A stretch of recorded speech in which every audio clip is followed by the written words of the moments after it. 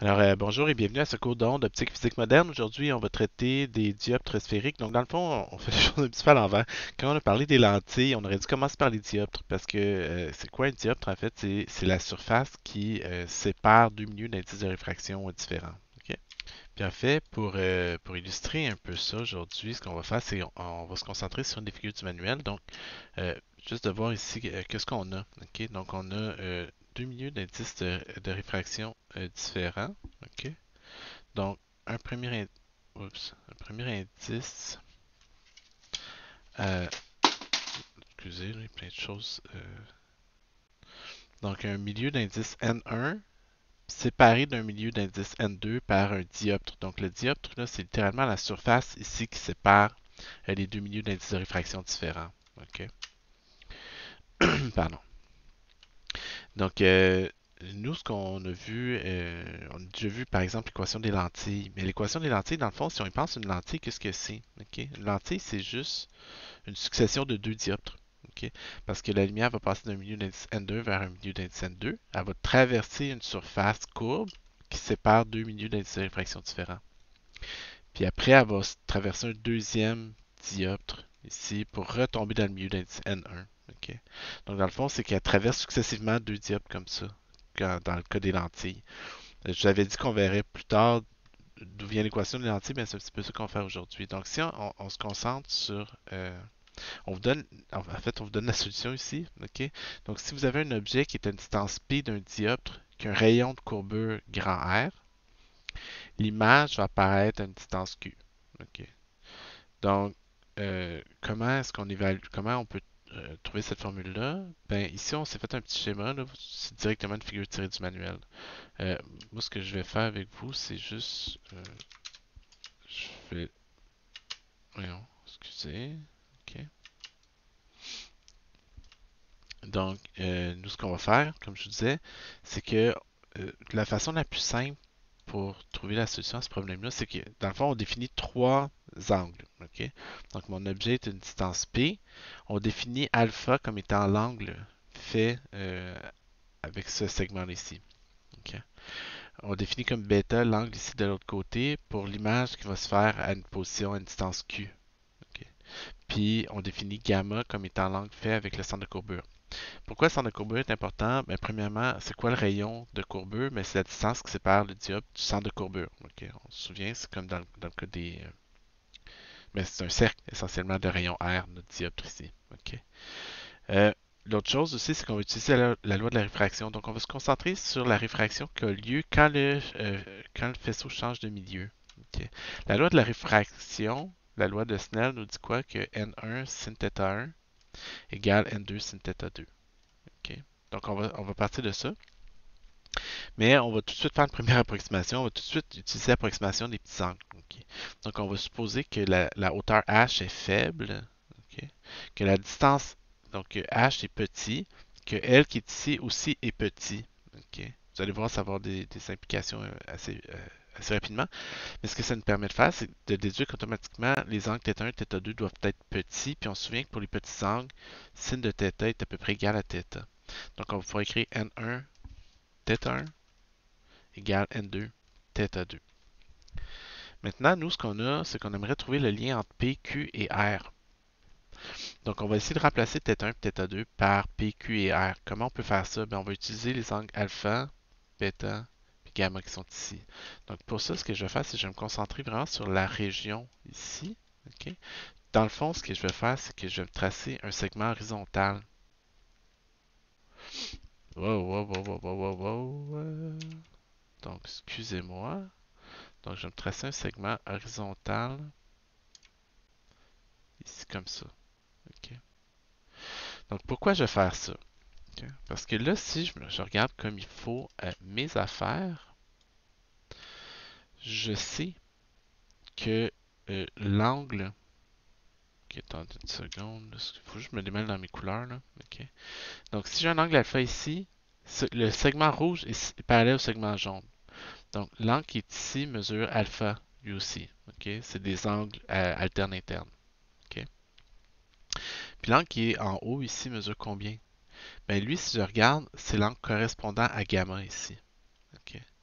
parce que j'ai deux parallèles coupés par une séquente, mais c'est des angles, je dis correspondants, je sais plus, là, je suis pas trop sûr de... Ça fait longtemps que j'ai fait ça un petit peu, excusez, là, mais je sais qu'ils sont pareils, ok? Donc l'angle qui est ici est pareil à l'angle qui est ici, donc gamma. De telle sorte que je peux écrire que θ1 euh, est égal à alpha plus gamma. Ok? De la même façon, si je regarde mon angle θ2, ok? Ici, puis là, donc rouge est parallèle à jaune, donc ça ici, ça mesure gamma. Ok? Donc tout ça mesure gamma. Puis lui en haut mesure bêta, ici. Lui mesure bêta. Donc je sais pas si vous le voyez bien, là, mais bêta ici est alterne interne à l'angle qui est ici. Donc deux droites parallèles coupées par une séquente. L'angle ici puis l'angle ici sont identiques. Donc je peux réécrire que θ2 est égal à quoi? À gamma moins bêta. Ok?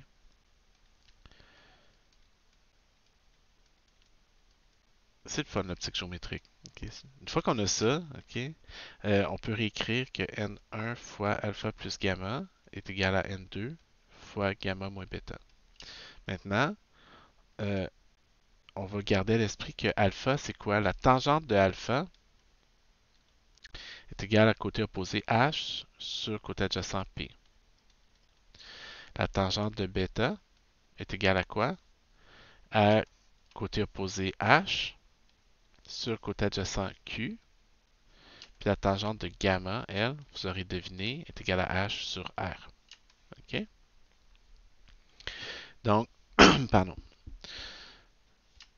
Comme on fait l'approximation des petits angles, ben, tangente de θ est à peu près égale à θ. Donc ça, c'est à peu près égal à alpha, c'est à peu près égal à bêta, ça, c'est à peu près égal à gamma.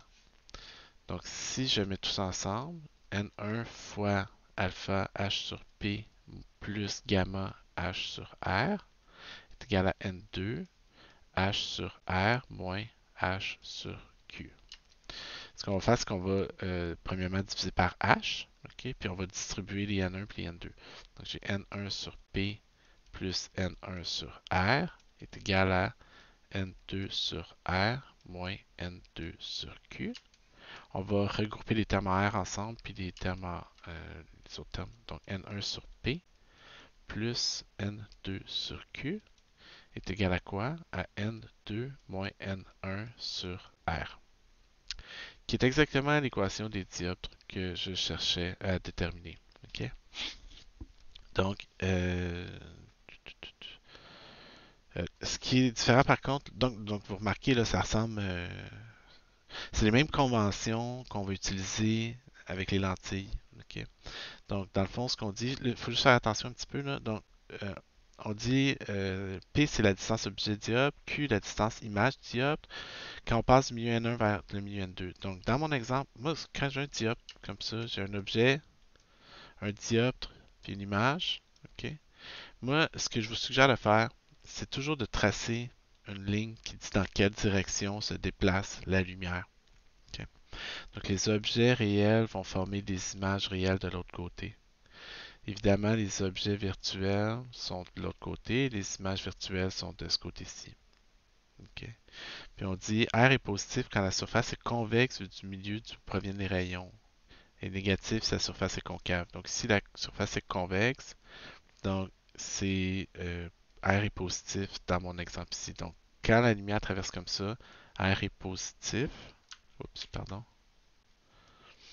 Si mon dioptre était comme ça, puis que la lumière le traversait comme ça, R serait négatif. Ok. Donc, euh, c'est ici, j'écris sur le contrat des miroirs, mais c'est comme les lentilles, ok, si on y pense. Pourquoi? Parce que si mon dioptre est comme ça ici, puis que j'ai un rayon qui arrive comme ça, il va avoir tendance, ok, dans la mesure où N2 est plus grand qu'N1, à converger. Ok. Donc, ça va jouer le rôle d'une lentille convergente, R positif. Dans ce sens-là, ça ressemble à une lentille divergente, donc R va être négatif. Donc, moi, je vous suggère tout le temps de vous faire un petit schéma comme ça. Donc, tracer l'objet, tracer le dioptre, indiquer dans quelle direction la lumière le traverse. Les objets réels d'un bord forment des images réelles de l'autre bord. Une fois que vous avez ça, vous pouvez facilement compléter avec les signes négatifs. On passe toujours du milieu N1 vers le milieu N2, puis ensuite le courbeux me renseigne sur le R. Ok? Donc, premier exemple qu'on va faire, Euh, on va faire l'exemple 1 ensemble. Oh, j'ai plus d'internet. Oups. Ok. Je sais pas si ça continue. Ah, c'est revenu. Qu'est-ce que je disais, excusez-moi. Donc, une pièce de monnaie de 2 centimètres est insérée dans une boule en verre pleine de 30 centimètres de rayon. Donc, j'ai une sphère de 30 centimètres de rayon. Donc, son rayon de courbure, c'est 30 centimètres. On dit la pièce de monnaie est insérée à 20 centimètres de la surface. Donc, l'objet est ici. Ok. Mon objet est ici à 20 centimètres de ma surface. Puis moi, je suis ici, puis je regarde où va apparaître l'image. Donc, je vous suggère évidemment toujours de faire des schémas. Ok. Puis moi, ce que je vais faire, c'est que je vais me concentrer sur la partie qui est ici. Donc, j'ai mon objet qui est à 20 centimètres d'un dioptre. Ok. Qui va être ma distance P. Donc, moi, ce que je vous suggère encore de faire, c'est la lumière passe d'un milieu d'indice N2, N1 s'en va dans un milieu d'indice N2. La lumière traverse dans ce sens-là mon dioptre, passe d'un. Les objets réels vont faire des images réelles de l'autre côté. Évidemment, les objets virtuels vont faire. Ben, pas les objets virtuels vont faire des images virtuelles, mais c'est juste pour compléter, évidemment. Ok. Donc moi, dans mon exemple, qu'est-ce que j'ai comme information? Qu'est-ce que j'ai besoin de connaître dans les dioptres? Dans mon équation, j'ai 5 variables. P, Q, R, N1, N2. Ok. Donc P, c'est la position de l'objet. C'est un objet réel qui est à 20 centimètres de la surface. Q, c'est ce que je cherche. R, c'est le rayon de courbure qui est de 30 centimètres, comme le dioptre est euh, concave. R est négatif, donc j'ai moins 30 centimètres. N1, c'est l'indice à l'intérieur de 1,5. Puis N2, c'est l'indice à l'extérieur de 1. OK? Donc maintenant, je peux tout mettre ça ensemble. N1 sur P plus N2 sur Q est égal à N2 moins N1 sur R1. Sur R, pardon. OK? Donc faites attention. Je n'ai pas besoin de vous dire de faire attention au signe ici. Là. OK? C'est assez évident. OK? Donc 1,5 sur 20 plus 1 sur Q est égal à quoi? 1 moins 1,5, ça fait moins 0,5 sur moins, ça donne 1 soixantième ici. Donc 4,5 sur 60 est plus 1 sur Q est égal à 1 sur 60. 1 sur Q est égal à moins 3,5 sur 60. Q est égal à 60 divisé par 3,5 que j'ai évidemment pas calculé. Donc excusez, donc il donne moins 17,14 à peu près là. Moins 17,14 cm. Qu'est-ce que ça veut dire? Ça veut dire que l'image apparaît à 17,14 cm du côté virtuel. Okay? Donc, si je viens tracer, pour juste me donner une idée, elle va apparaître à 17 cm du dioptre à l'intérieur, ici. Okay? Donc, l'image apparaîtrait ici. Est-ce que c'est une image réelle ou virtuelle? C'est une image virtuelle. Okay? Donc, dans le fond, quand vous regardez dans le globe, vous voyez l'objet dans le globe. C'est juste que la profondeur apparente, la position apparente de l'image va être légèrement modifiée ici. OK? On dit un aquarium possède une profondeur réelle de 40 cm. Vous êtes à 50 cm de l'aquarium, vous le regardez de face. Quelle semble être la profondeur de l'aquarium? Donc ici, ce qu'on va faire, c'est qu'on va... OK. Donc, excusez, là. Donc, qu'est-ce que c'est que l'objet dans ce cas-là? OK, déjà, bonne question à se poser. OK. Moi, je vais traiter ça. Si je connais la profondeur apparente, dans le fond, je sais que ça, c'est à 50 cm de moi. Donc, je veux savoir où va apparaître l'image de ça ici. Donc, ça va être mon objet ici. OK? Donc, puis ça, c'est mon dioptre ici. OK? Pourquoi? Ben, parce que c'est la surface qui sépare les deux milieux d'indices différents ici. OK? Donc, moi, je vais me concentrer sur mon dioptre. La lumière le traverse dans cette direction-là vers mon œil, passe d'un milieu d'indice N1 vers un milieu d'indice N2. Okay? Les objets réels vont former des images réelles. Les objets virtuels font.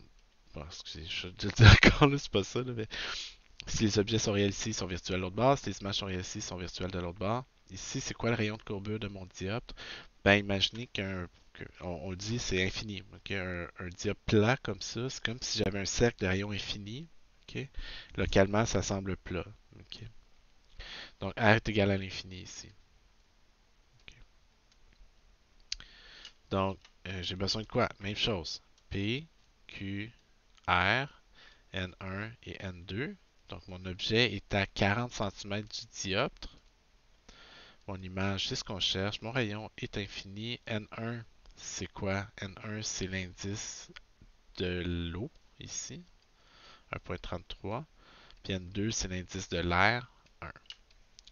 Donc, N1 sur P plus N2 sur Q est égal à N2 moins R1 divisé par R. Okay.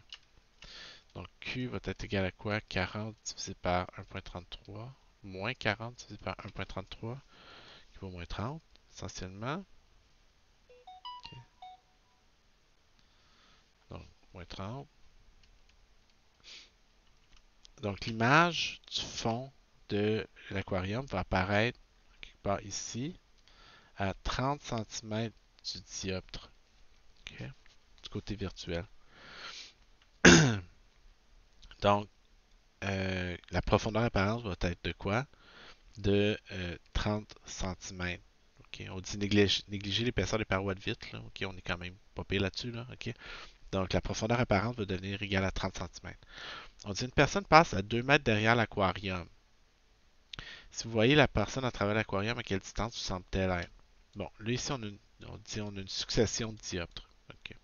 Donc, si on recommence rapidement, donc vous avez un individu, une personne ici, qui passe 200 cm derrière le dioptre.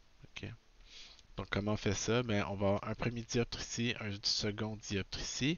L'image produite par le premier va devenir l'objet pour le deuxième. Donc, pour le premier dioptre, donc je passe d'un milieu d'indice 1 vers un milieu d'indice 1,5 ici. De N1 égale à 1 à N2 égale 1,5.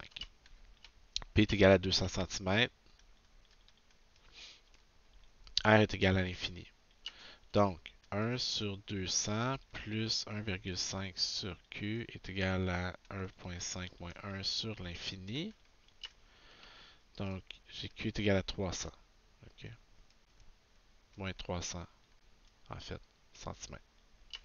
Donc, l'image apparaît où? 300 cm du côté virtuel du dioptre. Donc, l'image apparaît en quelque part ici. Okay. À 300 cm côté virtuel du dioptre. Maintenant, cette image-là devient l'objet pour mon deuxième dioptre. OK? Donc là, ce qu'on va faire, c'est qu'on va venir traiter ça. Donc, mon deuxième dioptre, on passe de la lumière le traverse ici comme ça. On passe d'un indice 1. J'ai mis 1.5, hein? Oui, c'est ça, Mathieu. Évidemment, il fallait que j'aille trop vite un petit peu. De l'eau, c'est 1.3. En fait, ce qui change, c'est juste ça. Excusez, là. Je suis trop paresseux pour... donc, c'est 1.33 ici. 1.33 moins 1 sur l'infini. Donc, pour effacer, donc Q est égal à 2.66. Ouais. Donc, ça reste que mon bonhomme apparaît ici, mais maintenant, il est à moins 2,66 m ou moins 266 cm du dioptre. Deuxième dioptre, on reprend. La lumière traverse ici, passe d'un milieu d'indice N1 égal à 1.33 vers un milieu d'indice N2 égal à 1. Donc de N1 égal à 1.33 à N2 égal à 1. Mon objet est à quelle distance? Bien, il est à 266 plus 40. Donc il est à 306 cm du second dioptre. Indépendamment qu'il soit dans l'air ou dans l'eau, cet objet-là. Okay? L'objet, on s'entend, là, il est dans l'air. Mais qu'est-ce qu'on va prendre comme indice? C'est l'indice de l'eau. Pourquoi? Parce que nous, on se concentre juste sur le dioptre. Okay? On se concentre uniquement sur cette partie-là quand la lumière traverse le dioptre. Donc, elle passe de l'eau vers l'air, d'1.33 vers 1. Okay? Donc, Q est égal à quoi? C'est ce qu'on cherche. R est infini. Donc, j'ai 1.33 sur 306 plus 1 sur Q est égal à 1 moins 1.33 sur l'infini. Donc j'ai Q est égal à 306 divisé par 1.33 qui est égal à 306 divisé par 1.33 moins 230 cm. Donc qu'est-ce que ça veut dire? Ça veut dire que l'image produite par le second dioptre apparaît 230 cm du côté virtuel. Donc l'image finale va être ici à 230 cm du second dioptre. Donc, quelle est la distance qui sépare l'image finale de vous? Ben, c'est 230 plus 50, 280 cm. Vous remarquerez, ok, que initialement, la personne se trouve à être à 2 mètres derrière 40, derrière 50, donc à 290 cm de vous. L'objet passe à 290 cm de vous. Son image finale apparaît à 280 cm de vous. Donc, c'est comme si elle avait avancé 10 cm, mais vous remarquerez que la profondeur de la apparente a enlevé 10 cm aussi. Okay. Donc, c'est mon 10 cm que j'ai perdu de profondeur apparente que je viens de retrouver ici. Qu'est-ce qui se passe quand j'ai des dioptres qui sont courbés? Okay. Ben, c'est pas beaucoup plus compliqué. Il faut juste prendre le temps, faire attention aux signes. Donc, je vais faire un des deux exemples avec vous. Je vais vous laisser faire le reste. Là. Rendu là, il n'y a pas une grosse... donc, on dit une tige donc de 15 cm est transparente et possède des extrémités arrondies de rayon 20 cm. Okay. On dit déterminer la position finale de l'image si l'objet, par exemple, est à 30 cm initialement du premier dioptre. Donc, oups. Donc, moi, ce que je vous, comme toujours, suggère fortement de faire, de vous concentrer sur le premier dioptre. Donc, la lumière traverse le premier dioptre, passe d'un milieu d'indice N1 égal à 1, puis ça va dans un milieu d'indice N2 égal à 1,5. Votre objet, initialement, les objets réels vont former les images réelles ici, les objets sont virtuels ici, les images sont virtuelles là. Puis comme le dioptre est convexe, R va être positif. Okay. Ouais, c'est ça. Donc, R va être positif. Donc, je passe d'un milieu N1 égal à 1 avec une distance d'égale à 30 cm. Je m'en vais dans un milieu d'indice 1,5 avec une position Q. N2 moins N1 divisé par R qui est égal à 20 cm positif. Okay. Donc j'ai 1 sur 30 plus 1,5 sur Q est égal à 0,5 sur 20 est égal à 1 sur 40. Okay. Donc j'ai 1,5 sur Q qui est égal à 1 sur 40 moins 1 sur 30 qui est égal à, on met ça sur 120, donc 3 moins 4 sur 120 moins 1 sur 120. Donc Q est égal à 180 moins 180 cm.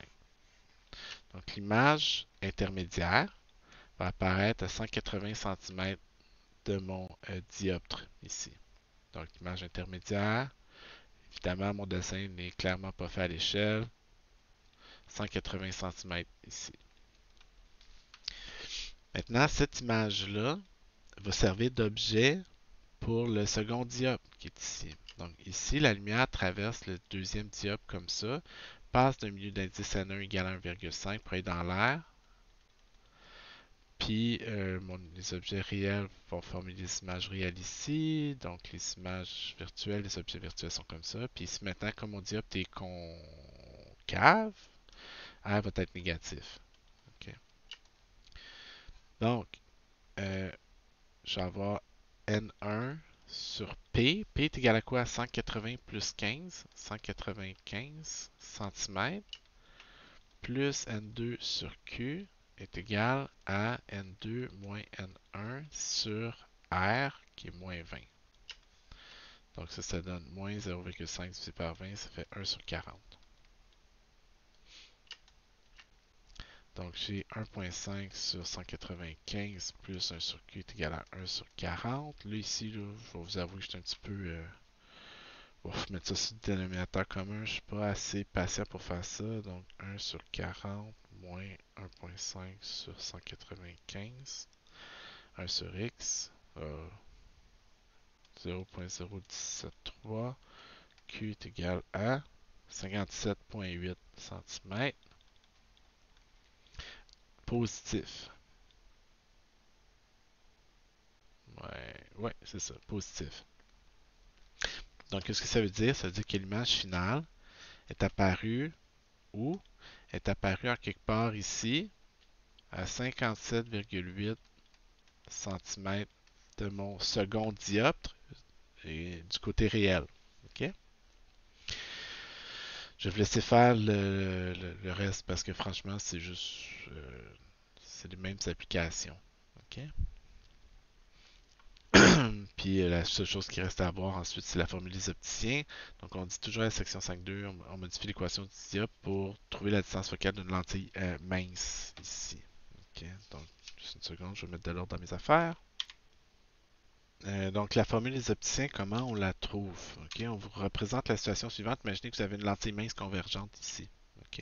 Dans le fond, on voit cette lentille-là comme étant une succession de deux dioptres. OK? Donc on va, supposons que le milieu environnant est d'indice N1. Pardon.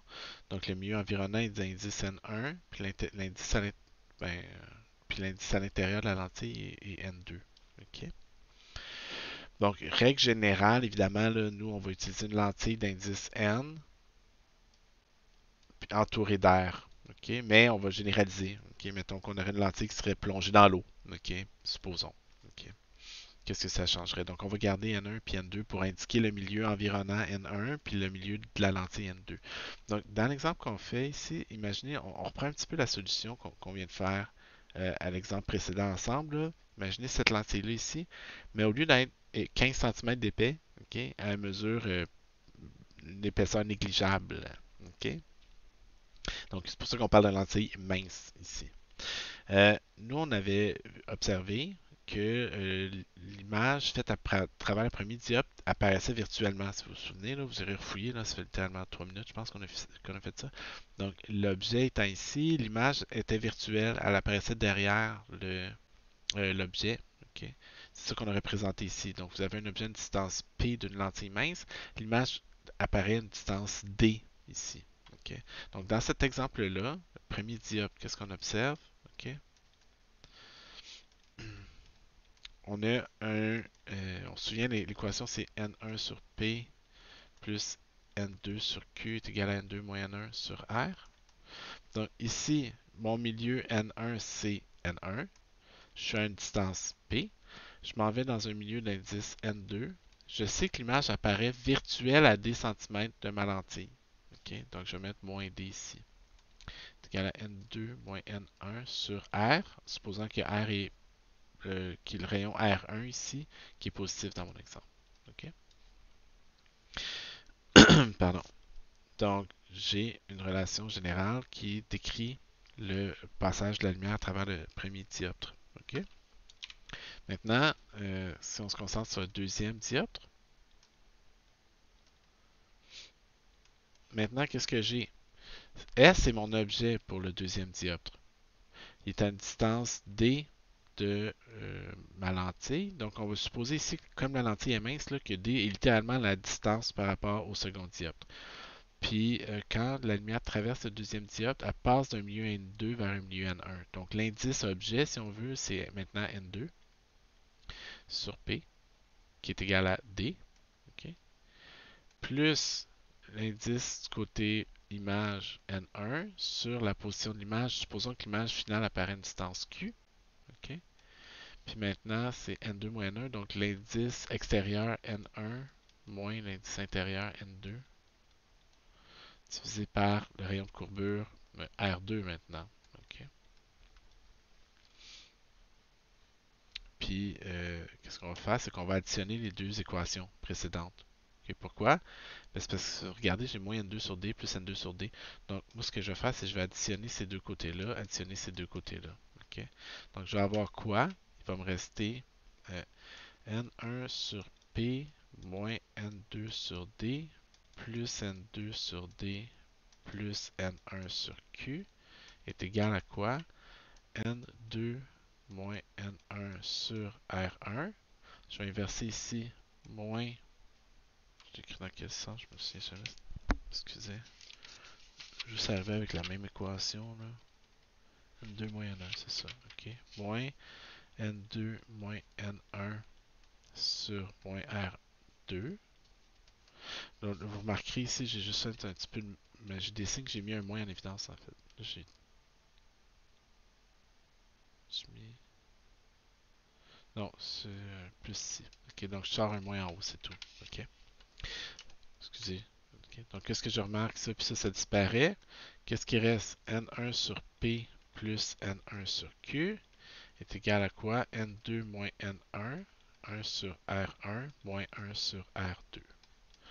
Je vais diviser par N1, 1 sur P plus 1 sur Q est égal à N2 moins N1 sur N1, 1 sur R1 moins 1 sur R2. OK.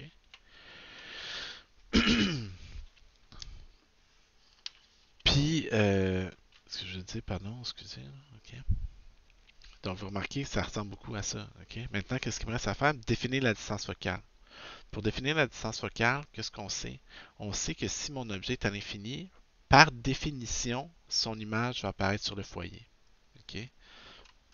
Donc, si mon objet est à l'infini, l'image va apparaître au foyer, par convention. Okay? C'est la définition de c'est quoi le foyer d'une lentille.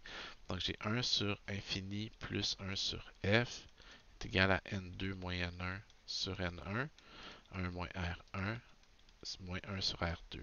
Okay? Évidemment, 1 sur infini, ça vaut 0. Donc je me retrouve avec l'équation des opticiens. 1 sur 1, 1 sur f. Évidemment, là, on l'a fait juste dans le cas précis où on a une lentille qui est biconvexe, qu'on appelle, là, donc qui est convexe des deux côtés. On pourrait généraliser là, pour tous les signes possibles. Mais dans le fond, ce que ça me dit, moi, c'est que ça me dit que si je veux fabriquer une lentille qui a une certaine vergence, ok, comment est-ce que je dois ajuster les rayons de courbure des deux surfaces pour que ça produise la bonne puissance pour ma lentille? Ok. Évidemment, comme c'est des dioptres, on utilise les mêmes conventions qu'il y a pour les dioptres. Ça permet de trouver, par exemple, euh, on fabrique des lentilles à partir d'un plastique d'indice de réfraction 1,45 pour trouver la longueur focale. On vous donne trois exemples, on va en faire un ensemble juste pour le principe. Là. Oups, excusez. Okay. Donc, quelle est la longueur focale de ma lentille 5A? Okay. Donc, ça c'est évidemment ce que je vais devoir faire, c'est donc la lumière traverse dans ce sens-là. Donc, ça c'est mon premier dioptre. Ça c'est mon second dioptre. Okay. Donc, 1 sur F va être égal à quoi? N2 c'est l'indice à l'intérieur de la lentille, on dit 1,45. Puis l'indice à l'extérieur c'est 1. R1 c'est quoi? R1, bon, il est convexe, donc je devrais mettre une longueur focale négative, donc 1 sur moins 20, moins 1 sur moins 15, parce que lui aussi, le second, il est convexe. Okay. Donc ça donne 0,45 multiplié 1 sur 20 plus 1 sur 15, donc 1 sur 15 moins 1 sur 20, en fait. Donc si on met ça sur 30, sur 60, pardon, donc ça fait 4 sur 60 moins 3 sur 60. 0,45 multiplié donc égale 0,45 divisé par 60. Donc f est égal à 60 divisé par 0,45 qui est égal à 60 divisé par 0,45, 133,3 cm. Plus intéressant pour nous, qu'est-ce qu'on remarque? Positif. Okay? Donc c'est un ménisque convergent. Okay? Donc est-ce que ça joue le rôle d'une lentille convergente? Okay? Donc quand les deux surfaces sont bombées comme ça. Euh, une lentille, donc ça serait utilisé, on se souvient, pour traiter quoi? Presbytie, hypermétropie. Les lentilles qui corrigent la myopie normalement ont plus la forme de la lentille en C. OK? Donc, si on regarde rapidement en C, puis on va terminer avec ça. Donc, même principe, la lumière traverse la lentille comme ça. Ça, c'est mon dioptre R1, ça, c'est mon dioptre de rayon R2. Donc, j'ai 1 sur F est égal à 1.45 moins 1 sur 1, multiplié par 1 sur R1 qui est concave, donc ça donne un R négatif, moins 15 cm. Excusez, là, même moi, il faut que j'y repense comme il faut. Moins 1 sur R2. R2 est positif parce que c'est un ministre convergent, donc 1 sur 15. Okay. Donc j'ai 1 sur F est égal à 0.45 fois moins 2 sur 15. Donc F est égal à quoi? 45, 15 divisé par 0.9, moins 16,7 cm. Donc le signe moins me renseigne que c'est une lentille divergente ici, que c'est un ministre divergent. C'est ce que je m'attendais de trouver d'ailleurs, parce que ça, c'est la forme des lentilles divergentes. Okay? Donc, d'où vient la formule des lentilles? En fait, on le voit, c'est une application de celle des dioptres. D'où vient l'équation des dioptres? Ok, juste en résumé, là, vous voyez, c'est pas le coup le plus. D'où vient l'équation des dioptres? Pardon. Ben, c'est à partir de la définition. Pardon, je retourne dans mes vieilles figures. Donc, on a juste à appliquer la loi de Snell-Descartes à la situation suivante. Ok.